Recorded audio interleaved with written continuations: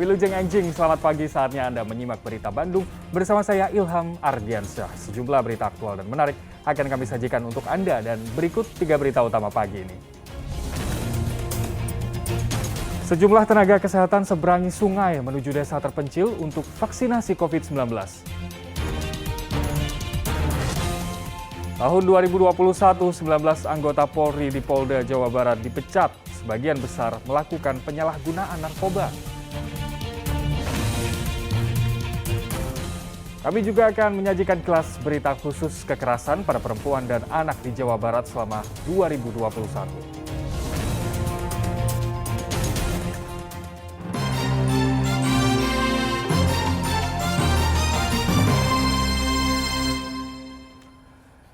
Kita awal informasi pagi ini, sejumlah tenaga kesehatan rela mempertaruhkan nyawa menyeberangi sungai demi menuju desa terpencil di Kabupaten Cianjur untuk memberikan suntikan vaksin COVID-19.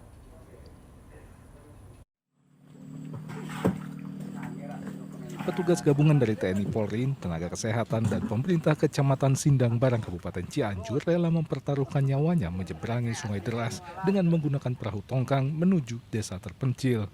Kegiatan ini dilakukan demi memberikan suntikan vaksinasi COVID-19 secara door-to-door atau mengunjungi rumah warga di pelosok desa. Menyeberangi sungai dipilih karena jika melalui darat akan memakan waktu yang cukup lama. Namun jika menyeberangi sungai jaraknya menjadi dekat, tetapi sangat berisiko jika sungai tersebut meluap. Vaksinasi ke desa terpencil ini dilakukan demi mencapai target vaksinasi COVID-19 di wilayah Kecamatan Sindang Barang. Mengingat di kecamatan ini pencapaian vaksinasi baru di angka 65%. Sehingga apapun resikonya, target vaksinasi COVID-19 di kecamatan tersebut tetap dikejar. Kami Polkom-Pincam dengan rekan-rekan Puskesmas datang ke lokasi monitor vaksin ini adalah menggunakan perahu karena memang akses masyarakat ke jalan itu sangat sulit ya. Kalau misalkan ke jalan desa itu sangat terjal, kemudian juga sangat jauh. Oleh karena itu kita ambil jalan pintas ke perahu. Adanya vaksinasi door-to-door ke desa terpencil disambut baik oleh warga karena hal tersebut dinilai oleh warga cukup membantu dalam mendapatkan suntikan vaksin COVID-19. Alhamdulillah merasa terbantu, soalnya kalau jauh kan harus naik perahu, takut kebanyakan. Dengan keadaan vaksin dekat ini harus enaknya kebantu gitu, masyarakat nggak terlalu jauh, nggak terlalu capek gitu.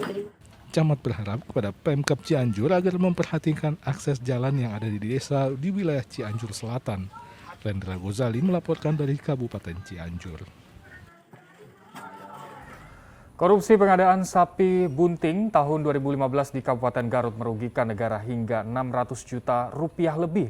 5 tersangka adalah 4 pegawai negeri sipil dan seorang penyedia jasa hewan ternak.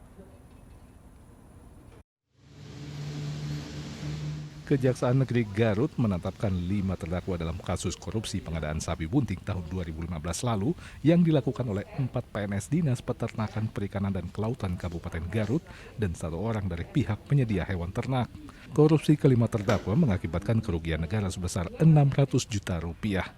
Kasus ini terungkap setelah adanya laporan warga yang menemukan kejanggalan dalam pengadaan sapi bunting.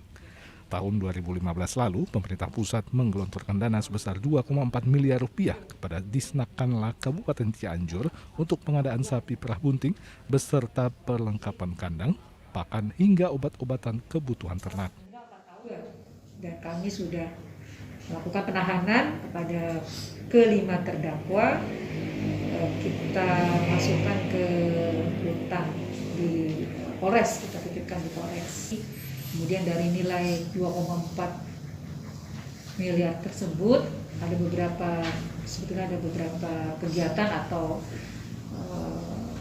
proyeknya, yaitu selain pengadaan sapi sejumlah 120 sapi, kemudian ada untuk pengadaan pangan, obat-obatan, kemudian pembangunan tangga.